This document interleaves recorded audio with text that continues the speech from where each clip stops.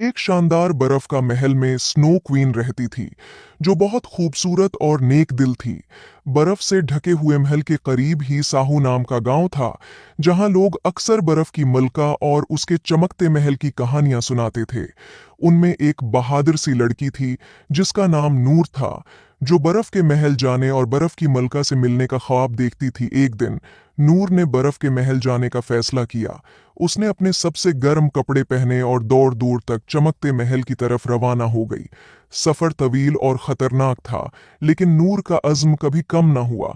जब नूर महल के करीब पहुंची तो उसने देखा उसकी खूबसूरत दीवारें चमकते हुए बर्फ से बनी थीं और बर्फ के टुकड़े हीरों की तरह चमक रहे थे। वो बड़े दरवाजे के करीब पहुंची। नूर ने दरवाजे को छुआ तो एक परी नमोदार हुई। कौन हो तुम और यहाँ क्यों आई हो? नूर ने कहा, मैं बर्फ की मलका को देखने आई हो। परी ने कहा, उसके लिए तुम्हें एक फूल लाना होगा, तभी यह दरवाजा खुल सकता है। और वो फूल तुम्हें जंगल में एक झील के किनारे मिलेगा। और परी ने नूर को एक जादुई सितारा दिया जो चमक रहा था और कहा, यह तुम्हारे काम आएगा। नूर ने जंगल में जाने का फैसला किया।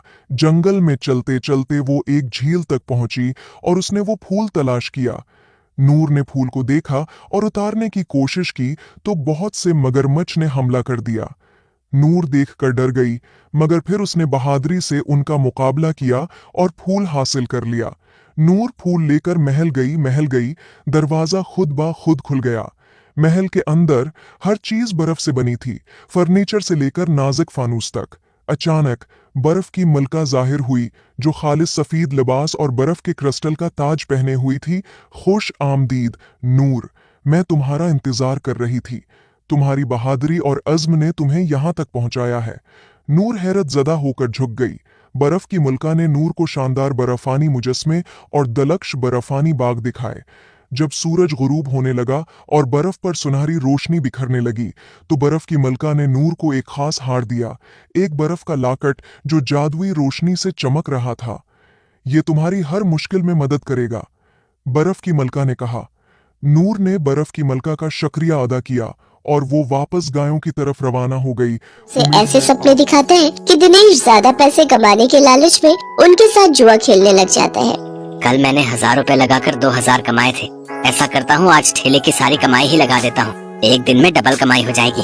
धीरे धीरे दिनेश को जुए के साथ साथ शराब की लत भी लग जाती है। शराब की लत उसे ऐसी लगती है कि उसका अपने काम में मन ही नहीं लगता और वो ठेले पर खड़ा होकर भी शराब के नशे में डोलता रहता है।